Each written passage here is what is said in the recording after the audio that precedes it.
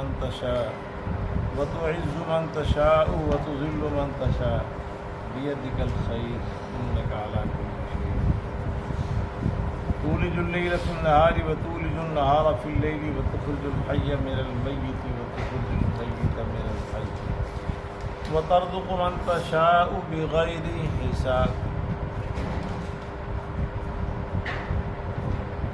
لا يتخذ المؤمنون الكافرين أولياء من دون المؤمنين ومن يفعل ذلك من الله في شيء إلا أن تتقوا منهم تقاه ويحذركم الله نفسه وإلى الله المصير قل إن تخفوا ما في صدوركم أو تبدوه يعلمه الله ويعلم ما في السماوات وما في الأرض والله على كل شيء قدير يوم تجد كل نفس ما عملت من خير محضرا وما عملت من سوء تود لو أن بينها وبينه أمدا بعيدا ويحذركم الله نفسه والله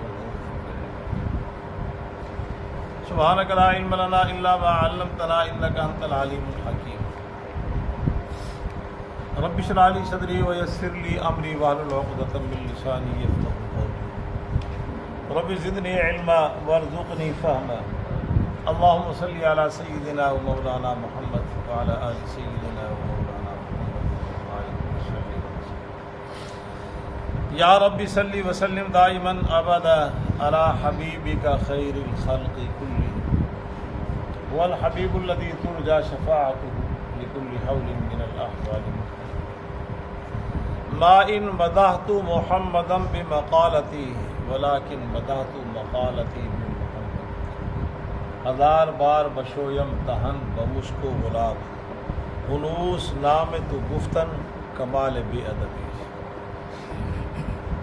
وہ زمانے میں معزز تھے مسلمان ہو کر ہم خوار ہوئے تارک قرآن ہو کر بپندار شادی کے راہ سفر توا رفت جز بر بے خدایا بحق بنی فاطمہ برقول ایما کنی فاطمہ اگر دعوتم رد کنی ور قبول منو دست و دامان آل رسول آدمی کا جسم کیا ہے جس پہ شیدا ہے جہاں ایک مٹی کی عمارت ایک مٹی کا مکان خون کا گارا لگا اینٹ جس میں ہڈیاں چند سانسوں پہ کھڑا ہے یہ خیالی آسمان موت کی پردور آندھی جسم اس سے ٹکرائے گی ٹوٹ کر یہ عمارت بس خاک میں مل شنیدم کے درود امید و بیم بدارا بنے کام بے بخشت میں خلاف پیمبر کسے راہ گزید خلاف پیمبر کسے راہ گزید کہ ہرگز بمنزل نخواہد رسول جناب شیخ سعدی رحمۃ اللہ علیہ فرما رہے پیغمبر کے راستے کے خلاف جس نے بھی راستے کا انتخاب کیا وہ کبھی بھی منزل کو نہیں پہنچے جنت ہے منزل ہماری اس پہ تب پہنچے گی جب ہم پیغمبر کی اتباع میں اسی راستے پہ چلیں ارشاد باری تعالیٰ کہہ دیجئے کہ اللہ مالک الملک ہے بادشاہوں کا بادشاہ توتی الملک من تشاء بادشاہت دیتا ہے جس کو چاہتا ہے اور بادشاہ چھینتا ہے جس سے چاہتا ہے اور عزت دیتا ہے جسے چاہتا ہے اور ذلت دیتا ہے جسے بیدک الخیر ساری کائنات کی خیر اسی کے ہاتھ میں ہے اس کے قبضے سے بے شک تو ہر چیز پر قدرت رکھتا ہے داخل کرتا ہے رات کو دن میں اور داخل کرتا ہے دن کو رات میں اور نکالتا ہے مردے کو زندہ سے اور نکالتا ہے زندے کو مردے سے اور نکالتا ہے مردے کو زندے سے رزق دیتا ہے جسے چاہتا ہے بغیر حساب نہ بنائے مومن کافر کو دوست مومنین کے علاوہ اور جو ایسا کرے گا بس نہیں ہے اللہ کے ہاں کچھ بھی مگر یہ کہ بچاؤ ہو مگر یہ کہ وہ دوستی اللہ ان تتقوا منهم تقوا بطور بچاؤ کے اور ڈراتا ہے تم کو اللہ اپنے جی کے بارے میں اور اللہ کی طرف سب نے لوٹ کے جانا فرما دیجئے کہ اگر تم چھپاؤ جو تمہارے سینے میں ہے یا اسے ظاہر کرو باہر صورت اللہ اس کو جانتا ہے اور جانتا ہے ہر اس چیز کو جو آسمان میں ہے جو زمین میں، اور اللہ ہر چیز پہ قادر ہے۔ جس دن پائے گا ہر نفس جو اس نے عمل کیا خیر سے حاضر، اور جو عمل کیا اس نے برائی سے اسے بھی حاضر۔ وہ تمنا کرے گا کاش میرے اور اس عمل کے درمیان میں دور کا فاصلہ ہو، اور ڈراتا ہے تمہیں اللہ اپنے جی کے بارے میں، اور اللہ مہربان ہے اپنے۔ گزشتہ آیات میں اللہ جل جلالہ و منوالو نے چند چیزوں کی نشاندہی فرمائی کہ اس کائنات میں بدترین مجرم ہے جو اللہ کی آیات کا انکار کرتے ہیں اور انبیاء کو ناحق قتل کرتے ہیں، اور ان لوگوں کو قتل کرتے ہیں جو اس کائنات میں بنی نوع انسانیت میں انصاف کا درس دیں۔ اللہ صاحب کتنی چیزیں ہوگی؟ 3۔ جو یہ جرم کر رہے ہیں اللہ کی آیات کا انکار، انبیاء کا قتل، اور انبیاء کے ورثاء انصاف کی تعلیم دیتے انہیں، تو اللہ تعالیٰ فرما رہے ہیں ان کو دردناک عذاب کی بشارت ہے۔ اور اگر انہوں نے کوئی نیک عمل کیے ہیں تو وہ دنیا میں ضائع ہے، آخرت میں ان کا کوئی حصہ غم بنا لیں، ہاسپٹل بنا لیں، تعلیمی ادارے بنا لیں، آخرت میں اس کا اجر۔ پھر فرمایا کہ ایک طبقہ ہے جو یوں کہتا ہے کہ ہمیں قیامت کے دن آگ نہیں چھوئے گی مگر چند دن، وہ جو ہم نے بچڑے کو معبود بنایا تھا نا بس اتنے سے دن ہمیں آگ چھوئے گی، وگرنہ آگ ہمیں۔ جناب ابراہیم علیہ السلام جہنم کے دروازے پہ کھڑے ہوں گے اور وہ ہاتھ پکڑ پکڑ کے ہمیں بچا لیں گے۔ ایک طبقہ کہتا ہے کہ عیسیٰ علیہ السلام نے قربانی دی، سولے پہ چڑھ گئے، اور اب ہم سے قیامت کے دن گناہوں کی بات پرسی نہیں۔ انہیں کو دیکھتے دیکھتے اس امت کے جو ہلاک ایک طبقے نے کہنا شروع کر دیا وہ حضرت علی ہمیں بچا لیں گے، حضرت علی ہمیں، وہ جہنم میں نہیں جانے دیں، وہ ہمارے مشکل کشا ہے۔ اور ایک اور طبقہ جو ہلاک ہے انہوں نے بھی انہیں کو دیکھ کے کہنا شروع کر دیا کہ ہمیں غوث اعظم بچا لیں گے۔ حتیٰ کہ مساجد، مدارس، خانقاہ اور تبلیغی مراکز، وہ جگہ جہاں صرف اللہ کی پرستش اور پوجا ہے، وہاں محراب پہ لکھنا شروع کر دیا مقدس شخصیات کا نام کہ وہ ان سے مدد مانگی جائے۔ جہالت کی انتہا دیکھیں۔ جو عبادت کا محور و مرکز صرف اور صرف ایک اللہ سے مانگا جا رہا ہے، جس کا تصور اللہ نے پیش کیا وَأَنَّ الْمَسَاجِدَ لِلَّهِ فَلَا تَدْعُوا مَعَ اللَّهِ أَحَدًا، لکھا سامنے نظر آ رہا ہے، سورہ جن کی آیت ہے۔ اللہ کے علاوہ کسی اور کو نہیں، وہاں پہ لکھا جا رہا ہے مقدس شخصیات کا نام لکھ کے، جنہوں نے ساری عمر درس یہ دیا کہ اللہ کو پکارو، اللہ سے مانگو، وہی حاجت روا، وہی مشکل کشا، وہی نفع نقصان کا مالک ہے۔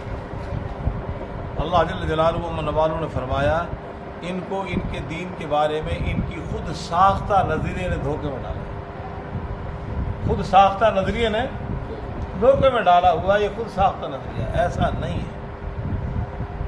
کیا بنے گا ان کا جب ہم قیامت کے دن کو جمع کریں گے؟ وَأُوفِيَتْ كُلُّ نَفْسٍ مَا كَسَبَتْ، جو انسان نے کمایا اس کا پورا اس کو بدلہ دیا جائے گا، وہاں کسی پہ ظلم نہیں ہوگا۔ آج جو ہم نے آیت مبارکہ پڑھی اس میں اللہ جل جلالہ و منوالہ نے اپنی خالقیت کے علاوہ اپنی مالکیت کو بیان کیا، اپنی قادر مطلق ہونے کو بیان کیا۔ چونکہ سورت کا آغاز میں نے بتلایا کہ نجران کا ایک وفد آیا اور اس میں ابو حارثہ بن علقمہ بھی تھا، اس زمانے کا وہ شاہ روم کی طرف سے بڑا اعزاز یافتہ تھا، اس کو جاگیریں دی ہوئی تھی، وظیفے تھے اور شاہانہ مراد تھی اس کو۔ راستے میں جب ملاقات کے لیے آ رہے تھے تو اس کا بھائی بھی تھا۔ دوران گفتگو نبی علیہ السلام کا تذکرہ آیا تو اس نے کہا کہ ہم جس سے مذاکرات کے لیے جا رہے ہیں یہ وہی نبی ہے۔ انہوں نے کہا پھر روڑا کہا ہے، جھگڑا کا ہے یہ سارے اعزازات چھن جائیں گے اگر ہم اس کی نبوت کو مان لیں۔ یہ جو جاگیریں ہیں، یہ جو گاڑیاں آج کے اعتبار سے، اس زمانے میں گھوڑے چھوڑے گاڑیاں وہ بھی تھی، کار، کوٹھی، بنگلہ، مراعات، یہ سارے کے سارے یہ پروٹوکول سب ختم۔ اللہ جل جلالہ و منوالہ نے اس کے جواب میں ارشاد فرمایا یہ تمہاری بھول ہے، یہ اعزاز اسی کو تم نے ذاتی جاگیر بنا لیا۔ فرمایا اس کے تو خالق بھی ہم ہیں، مالک بھی ہم ہیں، اس کے قاسم بھی ہم ہیں۔ کیا پیغمبر کہہ دیجئے اللہم مالک الملک، اللہ بادشاہوں کا بادشاہ ہے، اللہ۔ اور یہ لفظ کسی انسان کے لیے بولنا روا نہیں ہے۔ وہ ایران کے ایک بادشاہ کو کہا جاتا تھا شہنشاہ، شہنشاہ کون ہے؟ وہ عربی میں مالک الملک ایسا، فارسی میں شہنشاہ ہے۔ فارسی سے بسار ہم نے اردو میں لیا، شہنشاہ بادشاہوں کا بادشاہ۔ تو وہ کون ہے؟ اللہ۔ اور اے پیغمبر کہہ دیجئے مالک الملک، بادشاہوں کا بادشاہ کون ہے؟ جاگیریں میرے قبضے میں، سلطنت میرے قبضے میں۔ اس دنیا میں جس کو بادشاہت دی وہ ہم نے دی، اور یہ ہم دیتے ہیں آزمانے کے لیے۔ کافر کو بھی دے رہے، مسلمان کو بھی دے رہے۔ اور فرمایا ہم نے اپنے ایک دشمن کو یہ دی سلطنت، کتنی بڑی، نمرود کو۔ چند اور آگ پیچھے گزرا ہے۔ الم تری الی الذی حاج فی ابراہیم ان آتاہ اللہ الملک، ان آتاہ اللہ الملک، اللہ نے اس کو سلطنت دی۔ ویسے اللہ نے ان کو، یہ کون ہے؟ نمرود۔ کتنی بڑی بادشاہت دی اللہ نے۔ اللہ تعالیٰ فرما رہے ہم نے۔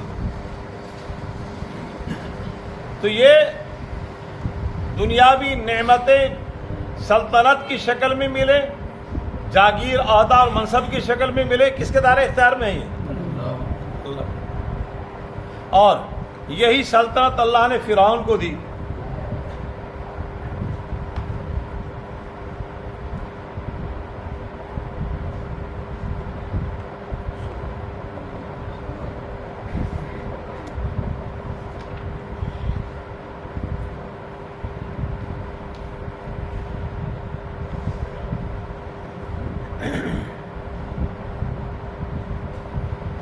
ونادى فرعون فی قومی، فرعون نے بلایا اپنی قوم کو۔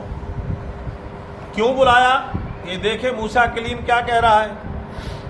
اپنی قوم کو بلا کے کہنے لگے الیس لی ملک مصر وہذہ الانہار تجری من تحتی، قال یا قومی الیس لی ملک مصر وہذہ الانہار، اور میری قوم کو لوگو تم دیکھ نہیں ہو سلطنت میرے پاس ہے، وہذہ الانہار تجری من تحتی، اور یہ نہریں ہمارے نیچے سے جاری ہیں، تم دیکھتے نہیں؟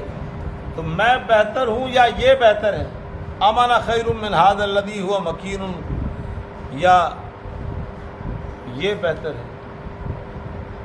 اس کو بھی اللہ تعالیٰ فرما رہے ہیں یہ سلطنت بھی کس نے دی؟ فرعون کو سلطنت کس نے دی؟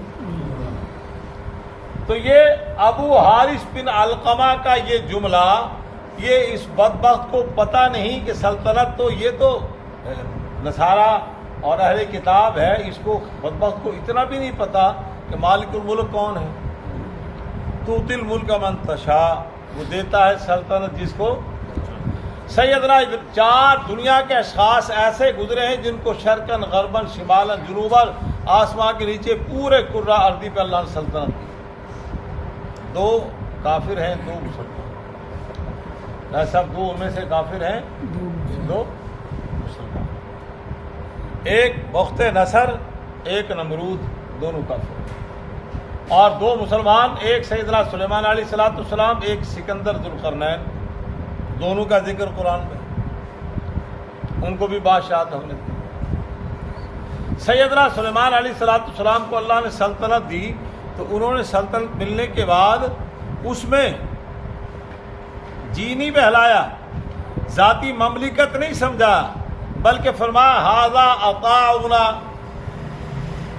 ھذا یہ ہمارے رب کی عطا ہے، مجھے اللہ نے سلطنت،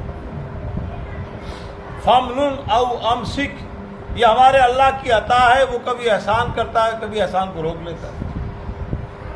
جب احسان کرنا چاہتا ہے تو بغیر حساب کے دے دیتا ہے، جب روکنا چاہتا ہے تو پائی پائی کا حساب لے لیتا ہے۔ تو فرمایا تؤتی الملک من تشاء، وہ سلطنت دیتا ہے جس کو چاہتا ہے۔ اور پاکستان میں تو اس کا تجربہ بہت زیادہ ہو رہا ہے۔ رائے صاحب نے اپنی طویل عمر حیات میں بڑا خوب جناب علی سلطنت کا عروج و زوال کا تجربہ دیکھا. سمجھ رہے سر وہ ساڑھے نال دے ملک والے کہتے ہیں ساڑھے بادشاہ انہیں توتیاں نہیں بدلتے جنہیں تھوڑی بادشاہ بدل جاتی ہے. یہ دیکھ اور پھر یہاں کا تو عروج و زوال بھی بڑا عجیب ہے. یہ کوئی مہاتیر محمد تو نہیں ہے جو بادشاہت کے زوال کے بعد پھر دوبارہ باوقار پھرے گا. یہاں تو دیکھیں کیا ہوتا ہے, کل کیا ہوا, آنے والی کل کا کسی کو کوئی پتہ نہیں. کل کہاں تھے, آج کہاں, پرسوں کہاں ہوں گے, ترسوں کہاں ہوں گے, کچھ پتہ نہیں ہوگا. یہ اللہ کے نظام. یہ کس کا نظام ہے؟ توتی الملک من تشاء. یہاں تو ایسا بھی گزرا ہے, مکہ مار کے کسی نے کہا کہ میری کرسی بڑی مضبوط ہے, تو اللہ نے کرسی سے کہاں تک پہنچا دیا. بخدا میں تنقید نہیں کر رہا, میرا تو مقصود اس آیت کی تشریح ہے کہ عروج و زوال کس کے قبضے میں ہے. عروج و زوال کس کے؟ یہ سب ہم کر رہے ہیں. میں اس بحث میں پڑھ ہی نہیں رہا کہ میں حق سچ کی گفتگو کی طرف نہیں جا رہا. ابھی میں صرف یہ بتا رہا ہوں کہ اس عروج و زوال میں طاقت کس کی کار فرما ہے, ریموٹ کنٹرول کس کے پاس ہے. وہ بادشاہت دے کے بے اختیار کر دے. ایسا بھی کہ سلطنت کا مالک تو ہے, کچھ بھی نہیں کر سکتا, کچھ بھی نہیں کر سکتا. اب میں اس بحث میں بھی نہیں پڑتا پاکستان کے حکمرانوں کے پاس کتنے اختیارات ہوتے ہیں. یہ بھی ایک بحث ہے, یہ بھی ایک بحث ہے. ہاں, تاج شاہی پہنا کے پاؤں میں زنجیریں بھی ڈال دیتا ہے. وہ تاج شاہی سب کو نظر آ رہا ہے, پاؤں میں ڈلی ہوئی زنجیریں کسی کو نظر نہیں آ رہی. ہاں, وہ چیئر پہ بیٹھا ہوتا ہے نا, آگے ٹیبل ہے, بس اتنا چہرہ نظر آ رہا ہے, اور پاؤں کی زنجیریں کسی کو نظر. بعد میں بے کسی اور بے بسی کا سارے اظہار کرتے ہیں اور پھر دوبارہ دوڑ لگاتے ہیں اسی بادشاہت کو لینے کے لیے. مگر اللہ تعالیٰ فرما رہے ہیں یہ کس کے اختیار میں ہے. وَتَنزِعُ الْمُلْكَ مِمَّن تَشَاءُ, اور جس سے ہم چاہتے ہیں بادشاہت کو چھین لیتے ہیں. نبی علیہ الصلوۃ والسلام کے زمانے کا ذرا نقشہ کھینچ کے دیکھیں. اللہ نے جن مقدس شخصیات پہ, امام الانبیاء پہ اس آیت کو اتارا اور آپ کے صحابہ نے وہ منظر دیکھا. اب ذرا آ جائیں, امام الانبیاء نے اپنی نبوت کا اعلان کہاں فرمایا؟ مکے میں. 13 سال بے سر و سامانی کے عالم میں, وہاں سے ہجرت کر کے گئے. پھر تقریباً 8 سال کے بعد فاتح بن کے آئے. توتی الملک ممن تشاء, توتی الملک وتنزع الملک. ابو جہل کو بتلا دیا اب تم سے بادشاہ چھینیں گے. جہاں اس مکے کا فاتح کوئی نہیں تھا مکے کی تاریخ میں, اور پہلا فاتح اس کا محمد الرسول. اس کے بعد کیا ہوا؟ آپ مدینہ تشریف لے آئے دوبارہ. آپ نے دارالخلافہ مکے کو نہیں بنایا, کہاں واپس تشریف لے آئے؟ فتح ہونے کے بعد علی کہاں آگے؟ مدینہ. تقریباً مجھے کوئی تاریخ بھول جائے تو ایسا رکمہ دے دے. 5 ہجری میں پتہ چلا کہ کفار دوبارہ حملہ کرنے والے ہیں, تو خندق مشورہ ہوا ہم نے کیا کرنا ہے. تو مشورے میں طے ہوا کہ مدینہ کا دفاع کرنا ہے اور خندق کھودنی. خندق کھودنی, خندق کھدائی شروع ہوگی. 10 صحابہ کرام کی جماعت بنائی اور 40 گز کا ٹکڑا انہیں دے دیا. سارا پہاڑی علاقہ, سارا پہاڑی علاقہ کھدائی شروع ہوگی. آپ حیران ہوں گے, اقوام عالم کی تاریخ میں ایسی قوم نظر نہیں آئے گی کہ 6 دنوں میں انہوں نے مکمل مدینے کے اطراف میں خندق کھودی. کتنے دنوں میں؟ 6 دنوں میں. کھدائی کے دوران ایک چٹان آ گئی. اب اصحاب وہاں پہ کناڑ مار رہے ہیں, ٹوٹ نہیں رہے. حضرت سلمان فارسی رضی اللہ تعالیٰ عنہ وہ گئے امام الانبیاء کی خدمت میں, یا رسول اللہ چٹان آ گئی, ٹوٹ نہیں رہی. آپ تشریف لے گئے. آپ نے نبوت کے طاقتور ہاتھوں سے کنال ماری اور اس کی چنگاریاں نکلی اور فرمایا, اور میرے دیوانوں پروانوں, میں یہاں پہ روم کے محلات کو مجھے دکھلائے گی. دوبارہ کنال ماری, آگ کی چنگاریاں نکلی, فرمایا کہ مجھے ایران کے محلات دکھلائے, ایران کی سلطنت دکھلائی گئی, وہ بھی تمہارے قدموں کے نیچے. تیسری کنال ماری, چنگاریاں نکلی, فرمایا مجھے صنعاء کے عالی شان محلات دکھلائے گئے. وہ اس زمانے کا پیرس تھا صنعاء, اس زمانے کا پیرس صنعاء. یہ اور نام لے لوں, پیرس بھی سب سمجھ میں نہیں آئے گا جی. ایسے وہ اس زمانے کا واشنگٹن تھا. وہ واشنگٹن کا وہ محل ہے, کیا نام اس کا, وائٹ ہاؤس. White house. ہاں تو سنا کے عالیشان والے. اب اصحاب رسول تو پیغمبر کے دیوانے پروانے تھے, انہیں آپ کے جملے پورا ان کے دل و اذہان کے اندر کے خانوں میں تہوں میں چلا گیا کہ اللہ کے نبی نے جو فرمایا حقیقت. مدینے کے منافق مذاق اڑا رہے ہیں کہ ان کو پیشاب کے لیے تو جگہ نہیں مل رہی, خندق کے کھدائی کے دوران پیشاب کی فرصت کے لمحات میسر نہیں, اور ایران اور روم کی باتیں کر رہے ہیں. پھر امام الانبیاء کی زندگی میں جزیرۃ العرب پورا فتح ہو چکا, جزیرۃ العرب پورا. اور فاروق اعظم رضی اللہ تعالیٰ عنہ کے خلافت کے زمانے میں وہ روم اور ایران اس زمانے کی کیسر و کسرا جن کو بولا جاتا تھا, اور اس زمانے کے لیے دو سلطنتیں جس طرح ہمارے بچپنے میں امریکہ اور روس کا لفظ بولا جاتا تھا, یہ دنیا کا ایک نظام ہے, دو ہی سلطنتیں بڑی چل رہی ہیں. تو یہ آج کے زمانے میں یہ ہیں, اور اس زمانے میں تھی کیسر و کسرا, روم و ایران. روم و ایران کے نام ہے دونوں, وہ کس کے قدموں میں آ گئی اندازہ لگا. اور نصف صدی میں آدھی سے زیادہ دنیا پیغمبر کے غلاموں کے قدموں میں, نصف دنیا کی سلطنت قدموں میں آ گئی. تؤتی الملک من تشاء وتنزع الملک ممن تشاء وتنزع الملک. فرمایا وتعز من تشاء. اور علامہ نشاء کشمیری رحمۃ اللہ علیہ اس آیت کے اندر وہ فرماتے ہیں کہ گویا کہ مسلمان کو یہ جملہ سکھلایا گیا دعائیہ, اور یہ وہ آیت ہے جس کے متعلق مفسر حضرات فرماتے ہیں کہ اور بہت سی آیات پہ بھی مفسر حضرات نے رائے قائم کی ہے, جس طرح سورہ آل عمران کی پہلی آیت الف لام میم اللہ لا الہ الا هو الحی القیوم, اس آیت میں اللہ نے اسم اعظم کو چھپایا. بعض کی رائے یہ ہے کہ اس آیت میں اسم اعظم ہے اللہم مالک الملک. اسم اعظم کیا ہے؟ وہ اسم اعظم وہ ہے کہ اللہ کا وہ نام ہے, اس نام لے کے جو کہا جائے قبول ہے, جو مانگا جائے وہی مل جائے. تو فرمایا علامہ اشرف کشمیر رحمۃ اللہ علیہ فرماتے ہیں کہ اللہم مالک الملک تؤتی الملک من تشاء.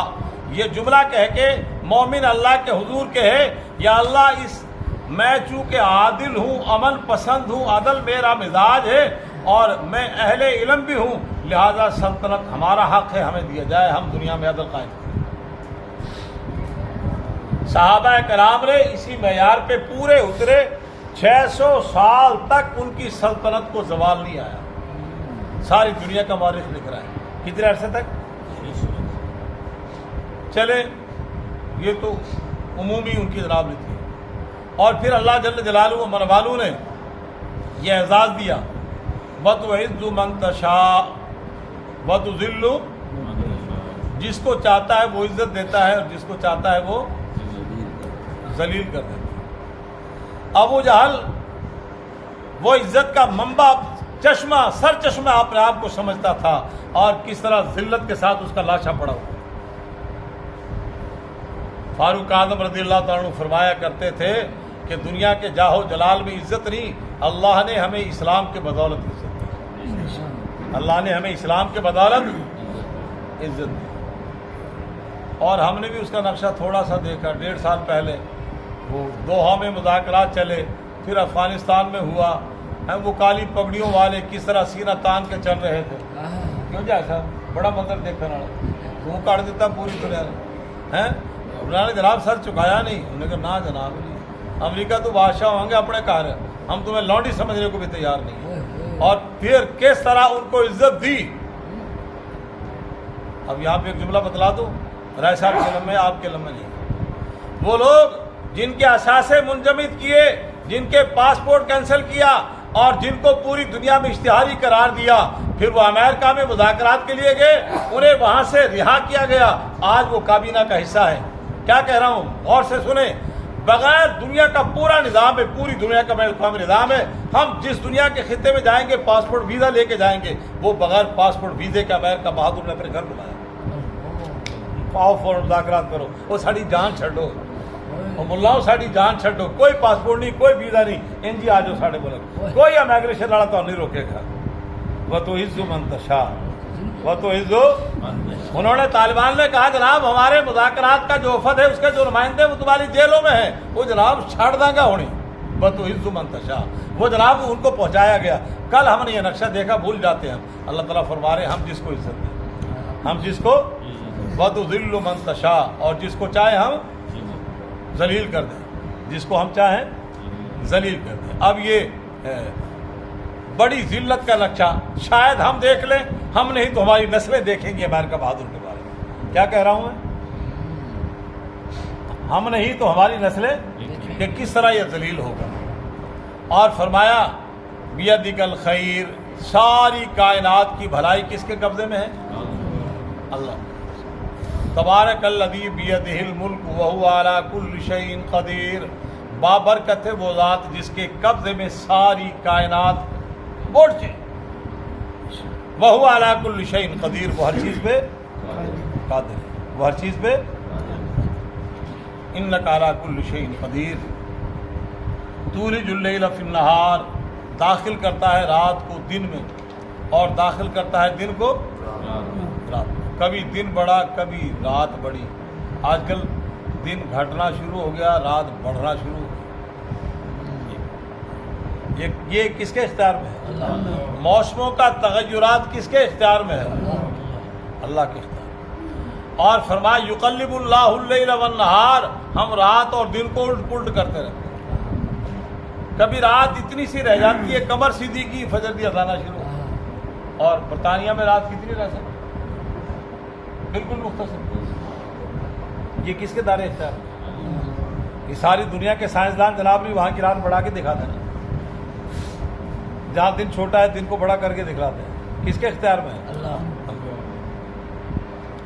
وَتُخْرِجُ الْحَيَّ مِنَ الْمَيِّتِ، اور فرمایا وہ ذات، وہ اللہ کی ذات جو نکالتی ہے زندے کو مردے سے، زندے کو وہ انڈا، ساری مادیاں جن کے انڈوں سے بچے نکلتے ہیں، بظاہر انڈے کو توڑ کے دیکھیں اندر مردہ ہے کچھ بھی نہیں، اور وہاں سے زندے کو نکالتا ہے کہ نہیں؟ بعض مفسرین حضرات نے لکھا ہے کہ وہ روایات میں آتا ہے کہ مسلمان زندہ ہے اور کافر مردہ ہے، اور مسلمان کے گھر میں وہ کافر کے گھر میں مسلمان کو پیدا کر دیتا ہے، تو اس کا مطلب یہی ہے کہ مردے سے زندے کو نکالتا، مردے سے زندے۔ وَتُخْرِجُ الْمَيِّتَ مِنَ الْحَيِّ، اور نکالتا ہے مردے کو زندہ سے، مرغی زندہ ہے اس میں سے مردہ انڈے کو نکالا، اور مومن کے گھر کبھی کبھی کافر پیدا کر دیتا ہے۔ اللہ تعالیٰ ہم سب کی حفاظت فرمائے۔ وَتَرْزُقُ مَن تَشَاءُ بِغَيْرِ حساب، اور رزق دیتا ہے جسے چاہتا ہے بغیر۔ یہ رزق کا نظام کس کے ہاتھ میں ہے؟ ساڑھے حکمرانوں جناب علی بڑا بیماری پہ ہی ہے کہ جناب تعداد بڑی بدی کھڑی ہے، ایسا کو کنٹرول کرو، بھوکے مر جائیں گے، 2 فیٹے میں بدبخت کمینے نہ ہو۔ ایک نے سینٹ کے جناب چیئرمین ہونے کے ناطے بکواس کی تھی، وہ بھی زندہ ہے، اور ایک نالائق نے کل کہا ہے کہ ہماری جو پاکستان کا سب سے بڑا مسئلہ ہے، آبادی کا مسئلہ ہے، بس اس کا جناب علی وہ کچھ حل کریں۔ وہ جناب تسی عیاشیاں چھاڑ دو، بھوکا ایک بھی نہیں مرے گئے، اے بیڑا غرق جڑا جناب علی توڑا دینا ہے۔ وہ برطانیہ ہمارا آقا وہ چلا گیا، وہ تو آج بھی سادہ ہے، اور ان غلاموں کو شاہانہ زندگی دے کے چلا گیا۔ یہ غلام شاہانہ زندگی نہیں چھوڑ رہے۔ میں نے جب سے شعور کی دنیا میں آنکھ کھولی ہے، میں نے ان حکمرانوں کو ایسے دیکھا پاکستان۔ کبھی کہتے ہیں جناب جی فلاں کا ملک سائیکل چلا رہا ہے، فلاں سائیکل چلا رہا ہے، تو جناب جی ایسی کہنا ہے کس ویلے جناب کو مہران گڈی دے بھی پھیر لینے۔ اندازہ لگائیں، چائنا ہم سے بعد آزاد ہوا، کہاں چلا گیا؟ وہاں اس لیے کرپشن نہیں ہے۔ اور یہاں کیا ہے؟ بس اس موضوع کو میں چھیڑ دیتا ہوں، آپ سب بخوبی اس کو اچھی طرح جانتے ہیں، اور اب تو اس نے جناب سوشل میڈیا نے اور ننگا کر دیا، اتنا ننگا کر دیا کہ 1.5 لاکھ اشرافیہ ہمارے ملک کے، وہ جناب نہیں، ان کی گاڑی بھی فری، تیل بھی فری، بتی بھی فری، مکان بھی فری، ٹیکس بھی فری، اور ساری قوم کا ٹیکس نچوڑ کے ان کو دیا جا رہا ہے، اور پھر کہتے ہیں کہ جناب وہ تعداد بڑی بڑھ رہی ہے، اس کا ہمیں کو فکر کرنا چاہیے۔ اس کا مطلب یہ کہ رازق تم ہو، چائنا کی سب سے زیادہ تعداد۔ انہوں نے جملہ کبھی نہیں کہا، وہ کہتے ہیں ہر آنے والا 2 ہاتھ لے کے آئے گا، کمائیں گے۔ کافر کیا کہہ رہا ہے اور مسلمان بدبخت کہاں کھڑا ہے؟ اللہ تعالیٰ فرما رہے رزق ہم دیتے ہیں۔ قُلْ إِنَّ رَبِّي يَبْسُطُ الرِّزْقَ لِمَن يَشَاءُ وَيَقْدِرُ، اے پیغمبر کہہ دیجئے کائنات کا رزق میرے قبضے میں، جس کا چاہتا ہوں رزق کشادہ کر دیتا ہوں، جس کا چاہتا ہوں رزق تنگ کر دیتا ہوں۔ کس کے قبضے میں؟ ہم نے اس عروج و زوال کی داستان میں امیروں کو غریب ہوتے دیکھا اور غریبوں کو تو یہ رزق کس کے قبضے میں؟ کبھی ایسا ہوتا ہے کہ رزق ہوتے ہوئے برکت کو اٹھا لیتے، کبھی ایسا ہوتا ہے کہ حقیقتاً تنگ کر دیتے۔ تو رزق کی فراوانی کس کے اختیار میں ہے؟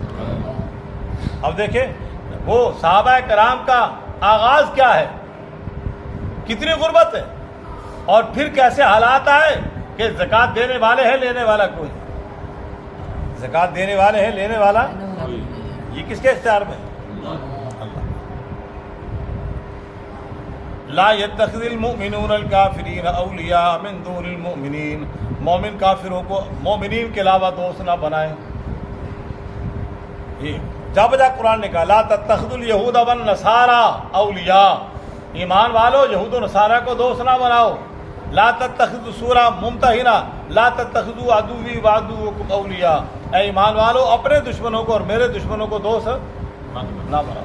یہاں پہ علامہ انور شاہ رحمۃ اللہ علیہ فرماتے ہیں کہ دوستیاں تین قسم کی، کتنی قسم کی؟ تین۔ ایک ہے موالات، قلبی دوستی، اس کی اجازت بوڑھی دوستی، وہ ہمارے ہاں آج کل جو پاکستان میں یہی دوستی چل رہی ہے، جن نے بھوکے منڈے نے اولاد کے ہاتھوں سارے والدین تنگ ہے اللہ ماشاء اللہ، وہ جنابری ماں نو چھڑ دے گا، پیو نو چھڑ دے گا، دوست نو چھڑنے کو تیار ہے۔ کہاں جا رہے ہو؟ ابھی آیا۔ ہم پوچھ رہے ہیں کہاں جا رہے ہو؟ کہتے ہیں ابھی آیا، رات کو 1 بجے آنا ہے۔ دوستیاں لا بیٹھی، یہ جو قلبی دوستی ہے کہ جس پہ ماں کی ممتا کو قربان کر رہا ہے اور باپ کی عظمتوں کو بھی سلام پیش کر رہا ہے کہ جناب نہیں دوست بڑا ہے، اس کی اجازت۔ اور دوسری دوستی ہے اس کو کہتے ہیں موالات، اور دوسری ہے مدارات، خاطر تبادل کے ساتھ ساتھ یہ جملہ چلتا ہے۔ اس میں ہوتا ہے کافر سے خوش خلقی پیش کرنا، کافر سے خوش اخلاقی، نیت یہ ہو کہ شاید میرے اخلاق سے متاثر ہو کے یہ اسلام قبول کر لیں۔ چنانچہ واقعہ لکھا ہے شاہ عبد العزیز محدث دہلوی رحمۃ اللہ علیہ اس طرح درس قرآن دیتے اور وہاں ایک برہمن آ کے بیٹھ جاتا اور غور سے آپ کی گفتگو کو سنتا، آپ خاطر تواضع کرتے، اس کو پانی پلایا، چائے پلائی، کھانا کھلایا، اور آپ نے وصال جب دیکھا میں مرض الوفات میں ہوں تو اپنے نائب شاہ اسحاق محدث دہلوی رحمۃ اللہ علیہ کہہ دیا کہ اگر یہ تمہارے درس میں آئے تو اس کو منع نہیں کرنا، آنے دو اور بڑے اکرام کے ساتھ بٹھاؤ اس کو۔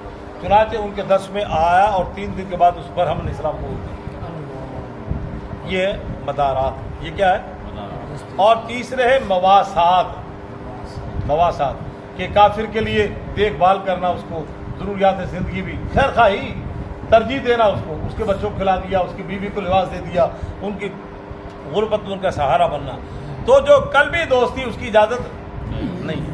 اور ایک قرآن نے خود یہاں پہ متعین کر دیا کہ ایمان والے کافروں سے دوستی نہ لگائیں، وَمَن يَفْعَلْ ذَلِكَ فَلَيْسَ مِنَ اللَّهِ فِي شَيْءٍ إِلَّا أَن تَتَّقُوا مِنْهُمْ تُقَاةً، اور جو ایسا کرے گا پھر اللہ اس سے بری ذمہ ہے، جائے اپنے یارہ کو جنت بھی انہوں نے لے لے۔ ہاں إِلَّا أَن تَتَّقُوا مِنْهُمْ تُقَاةً، ہاں اگر تم ان کے شر سے بچاؤ کے لیے دوستی لگا رہے ہو تو اس کی اجازت۔ ایک آدمی برطانیہ میں رہتا ہے، ریاست ان کی، کینیڈا میں رہتا ہے، ریاست ان کی، جاپان میں رہتا ہے، ریاست ان کی، اب وہ جناب وہاں سے اور جناب کیا حال ہے، وہ اپنے جناب ولیمے میں ان کو بھی بلا رہا ہے، اپنے فنکشن میں ان کو بلا رہا ہے، وہ کوئی نہ کوئی کھانے پینے کا انتظام کر رہا ہے، وہ ہلکی سی سلام دار رکھا ہے، گجر میں تنگ نہیں کرنا، اس کی اللہ تتقوا منہم کیسا۔ یہاں ایک لطیف صاحب سوال پیدا ہوگا آپ کے، ایک تکیہ نا ہمارے یہاں، یہ بھی ٹھیک ہے، وہ ایک قوم تکیہ بھی کرتی ہے نا، وہ کہتے ہیں حضرت علی نے ابو بکر کو دل سے نہیں مانا تھا، تقیہ کر لیا، ہم کہتے ہیں یہ مراد نہیں ہے، اس لیے یہ ہے شر سے بچاؤ کے لیے، اور وہ کہتے ہیں تقوی دین کا 9 حصے ہیں، تقوی کے اندر، تقیے کے اندر، تقوی نہیں تقیہ بچاؤ، الا تتقوا منہم تقا، تقیے کے اندر دین چھپا ہوا ہے، تقیہ دین کا حصہ ہے، ہم کہتے ہیں دین کا حصہ ہے۔ خیر، تو فرمایا وَيُحَذِّرُكُمُ اللَّهُ نَفْسَهُ، اللہ تمہیں ڈرا رہا ہے اپنے جی کے بارے میں، مجھے اللہ سے ڈرتے رہو۔ مالک الملک میں ہوں، توت الملک من تشاء کا اختیار مجھے ہے، تنزیع الملک ممن تشاء کا اختیار مجھے ہے، وتعز من تشاء وتذل من تشاء کا اختیار مجھے ہے، مجھے اللہ سے ڈرتے رہو۔ اور وَإِلَى اللَّهِ الْمَصِيرُ، پہنچو گے کھوتی بورڈ ہیٹھا، سارے نے کتنے آنا ہے، لوٹ کے کہاں جانا ہے سب نے؟ مجھے اللہ کے پاس آنا، تو دیکھ لو، خیال کر لو، مجھے اللہ کے ہاں آنا ہے تو آنے کا منہ متھا بنا لو، پہلے آنا سب نے۔ یو اور فرمایا قل ان تخفوا ما فی صدورکم او تبدوہ، اے پیغمبر کہہ دیجئے جو تمہارے سینے میں اس کو چھپاؤ یہ ظاہر کرو، اللہ اس کو جانتا ہے۔ یہ جو مدینے میں منافق ہیں یا آپ کے گرد و پیش میں جو منافق ہیں ان سے کہہ دو کہ اگر تم اس کو ظاہر کرو یا چھپاؤ، اللہ سے تم اپنے آپ کو چھپا اللہ کو سب کچھ۔ وَيَعْلَمُ مَا فِي السَّمَاوَاتِ وَمَا فِي الْأَرْضِ، ساتوں آسمان اس سے ما ورا، ساتوں زمینیں اس سے تحت الثرا، اور فضا میں جو کچھ ہے اللہ سب کو۔ وہ انسان سے چھپا سکتا ہے، اللہ سے چھپا۔ واللہ علی کل شیء قدیر، اور اللہ ہر چیز پہ قادر ہے۔ آگے فرمایا ایک قیامت کے دن آئے گا، یوم تجد کل نفس ما عملت من خیر محضرا، جو اس نے عمل کیا خیر سے اسے بھی حاضر پائے گا، وما عملت من سوء، جو عمل کیا اس نے برائی سے اس کا بھی۔ خیر و شر کا خالق اللہ ہے، خیر و شر کا خالق بھی مجوسیوں کا نظریہ ہے کہ خیر کا خالق اور ہے، شر کا خالق اور ہے۔ ہم کہتے نہیں، اندھیروں کا خالق بھی اللہ، روشنیوں کا خالق بھی اللہ، رات کا خالق بھی اللہ، دن کا خالق بھی اللہ، نبیوں کا خالق بھی اللہ، کافروں کا خالق بھی اللہ، اور کفر کا خالق بھی اللہ، شر کا خالق بھی اللہ، خیر کا خالق بھی اللہ۔ کون پیدا کر رہا ہے سب؟ اور فرمایا ایک جگہ پہ 16ویں سپارے میں وَوَجَدُوا مَا عَمِلُوا حَاضِرًا، ایک ایسا وقت آئے گا تم نے جو عمل کیا اس کو موجود حاضر پاؤ گے۔ اور فرمایا فَمَن يَعْمَلْ مِثْقَالَ ذَرَّةٍ خَيْرًا يَرَهُ، رائی کے دانے کے برابر بھی خیر ہے تو اسے دیکھ لو گے، رائی کے دانے کے برابر برائی ہے تو اسے بھی ما ملا۔ اور فرمایا جب وہ منظر تمہارے سامنے ہوگا تود لو ان بینہا و بینہ امدا بعیدا، انسان تمنا اور آرزو کرے گا یہ جو بدی میرے سامنے آئی ہے میرے عمل کے عنوان سے، میرے اور اس کے درمیان میں لمبا فاصلہ ہو جائے، تمنا کرو گے مگر وہ تمنا کارگر فاصلہ۔ اور فرمایا قیامت کا دن ایک ایسا بھی آئے گا یقول الکافر یا لیتنی کنت ترابا، کافر کہے گا ہائے کاش میں مٹی ہوتا، ہائے کاش مٹی ہوتا، میں وہ قبر کی وہ مٹی ہے نا اس میں رل مل جاتا اور دوبارہ زندہ ہی نہ ہوتا۔ تو فرمایا وَيُحَذِّرُكُمُ اللَّهُ نَفْسَهُ، اللہ تمہیں اپنی ذات سے ڈرا رہا ہے، اللہ تمہیں اپنی ذات سے ڈرا رہا ہے۔ اس جمعے کو میرا موضوع بھی یہی تھا کہ فقہاء نے علماء نے لکھا ہے کہ خوف بھی 3 طرح کا ہے، 4 طرح کا۔ خوف کتنی طرح کا ہے؟ 4 طرح کا۔ ایک خوف وہ ہے جو ہم چھوٹے سے تھے ذرا شرارت پہ اماں کہتی تھی آن دیتے رہ پڑوں، امی ابو نہ کہیں ہوں نہیں شرارت کرا، گھنٹے بعد پھر بول گئی، پھر وہی شرارت آن دیتے رہ پڑوں، یہ بھی خوف تھا نا، بات سے ڈرایا جا رہا ہے۔ وہ اور چھوٹے ہوتے ہمارے گلی کوچوں میں کہتے ہیں وہ پٹھان آ گیا، بچہ پانچ کے اندر بڑھ جاتا تھا، پٹھان سے ڈراتے تھے، کبھی کتے سے ڈرا رہے ہیں، یہ بھی ایک خوف ہے۔ اور دوسرا خوف ہے صالحین کا، انہیں بھی خوف، وہ عبادت کرتے ہوئے خوف کھا رہے ہیں پتہ نہیں اللہ کے ہاں قابل قبول بھی ہے کہ پتہ نہیں اللہ کے ہاں قابل قبول بھی ہے یا نہیں۔ اس میں ایک بڑی خوبصورت مثال بھی دی بزرگوں نے کہ ایک دلہن کو سجایا جا رہا ہے، ساری سہیلیاں سجا رہی ہیں اور ساتھ میں کہہ رہی ہیں بڑی خوبصورت لگ رہی ہے تو ماشاء اللہ ماشاء اللہ، اس کی آنکھوں میں آنسو آ گئے۔ پوچھا کیوں رو رہی؟ فرمایا رونا اس بات کا تم تو مجھے میرے حسن کی داد دے رہی ہو، جس کے لیے سجا رہی ہو دلہا اس کو پتہ نہیں پسند بھی آؤں گی کہ نہیں، ہم عبادت کر رہے ہیں پتہ نہیں اللہ کو پسند بھی ہے، یہ بھی ایک خوف۔ یہ صالحین۔ ایک عارفین کا خوف ہے، وہ اللہ کی عبادت کرتے ہوئے اللہ کی عظمت کے سامنے کانپ رہے ہیں، ہیبت طاری ہو رہی ہے، اللہ کے حضور کھڑے ہوئے ہیں۔ اور چوتھا کاملین کا خوف ہے، چوتھا کاملین کا خوف، وہ خوف یہ ہے کہ اللہ تعالیٰ کہیں میری ساری عبادت کو راندہ درگاہ نہ کر دے۔ بالب بن باورا 400 سال تک اللہ کی عبادت کرتا رہا، 400 سال تک۔ ہمیں تو 4 گھنٹے کی مسلسل عبادت حاصل ہے، 4 منٹ کی نہیں ہے، آپ کو شاید کسی کو حاصل ہوگی۔ ایک نماز اگر 4 منٹ والی مکمل اطاعت میں گزر جائے، میں شرح صدر سے کہتا ہوں نجات کے لیے ہوتا ہوں، ویسے آپ سمجھے؟ تو فرمایا ڈر یہ ہوتا ہے کہ اللہ تعالیٰ آخری سانس میں توحید سے ایمان سے معروف نہ کرے، یہ خوف، یہ اسی کو اللہ تعالیٰ کہہ رہے ہیں وَيُحَذِّرُكُمُ اللَّهُ نَفْسَهُ، اور میرے بارے میں ڈرتے رہو۔ اگر یہ ہمیں ڈر آ جائے تو باجوڑ ایجنسی میں یا اس کے علاوہ جو اور پاکستان میں سانحات ہوتے ہیں ایسے سانحات ہوں، اگر براہ راست مسلمان ملوث ہے اس کا مطلب مجھ سے خوف نہیں ہے. کیا کر رہا ہوں میں؟ جان کی ہولی کھیل رہا ہوں. اور اگر وہ اعلی کار بن رہا ہے, ضمیر فروش ہے, تو اگر اللہ کا خوف ہو علی تو پھر ایسی حرکت کرے گا وہ؟ چوری سے چور رک جائے, ڈکیتی سے ڈاکو رک جائے, قتل سے رک جائے, ذرا سی بات پہ قتل ہو رہے, ذرا سی بات. اور اب تو قتل کی دنیا بڑی عجیب ہو گئی. 4 دن پہلے ناروان میں بیٹے نے باپ کو قتل کیا, اور 4 مہینے پہلے خون کی ہولی پاک پتن میں کھیلی گئی. ماں کو, باپ کو, بہنوں کو, بھائیوں کو اڑا دیا سب. اگر اللہ کا خوف ہوتی حالت ہو. اب جو کچھ ہو رہا ہے, اب ایسے ایسے جرائم ہو رہے ہیں نہ گفتہ پہ عقل انسانی تنگ. بلکہ ہمارے ہاں جو باؤنڈری ہے نا پاکستان سے آگے انڈیا, وہاں جتنے گھناؤنے جرائم وہاں کافر دارالکفر میں ہو رہے ہیں وہی سارے دارالاسلام میں. ویسے غلط نہیں کہہ رہا. اس کی بنیادی وجہ کیا ہے کہ اللہ کا خوف ہے. اللہ نے ان آیات میں 2 دفعہ فرمایا وہی حذرکم اللہ, میری ذات کے بارے میں, وہ اللہ کے بارے میں ڈرتے رہو. اس کی گرفت بہت خطرناک ہے. اللہ جل جلالہ و منوالہ اور تمام وہ اطاعت پہ کھڑے ہونے کے لیے اور تمام جرائم سے باز رہنے کے لیے بہترین جو نسخہ ہے وہ اللہ کا خوف. اللہ ہمیں اپنا خوف نصیب کرے. فرمایا واللہ رؤوف بالعباد. پھر بھی کوئی کمی بیشی ہو گئی تو اللہ اپنے بندوں پہ مہربان ہے. اللہ اپنے بندوں پہ, چنانچہ حدیث میں آتا ہے ایک بندہ گناہ کرنے کے بعد اللہ کے حضور آئے اور وہ یہ اس طرح ہاتھ اٹھائے میری طرف دیکھیں. وہ اس طرح ہم ہاتھ اٹھاتے نہیں, یوں ملاتے ہیں. ہاتھ ملنے سے پہلے اللہ تعالیٰ فرما رہے ہیں ایعلم ان لہ ربا, اور تیرے کو پتہ چل گیا تیرے کو پوچھنے والا ہے. ایعلم ان لہ ربا, تیرا کو رب ہے جڑا تیرے کو پوچھے گا. ابھی ہاتھ ملنے نہیں پاتے, اللہ تعالیٰ پہلے فرما دیتے جاؤ میں نے معاف کیا. یہ ہے واللہ رؤوف بالعباد. دنیا میں کوئی ایسا باپ دکھلائے جو اتنا رؤوف ہو, کوئی استاد دکھلائے, کوئی پیر دکھلائے, کوئی حکمران دکھلائے جو اتنی جلدی معاف کر دے. غلطی ہماری طرف سے ہے. پہلے ہم جرائم سے باز نہیں آتے, ہو جانے کے بعد 60 سال تک اپنی قلب کی دکان میں گناہوں کو سنبھالے رکھتے ہیں. یہ کٹنا نہیں, معافی کی شکل میں یہ سارے ڈیلیٹ ہو جاتے ہیں, یہ ختم ہو جاتے ہیں.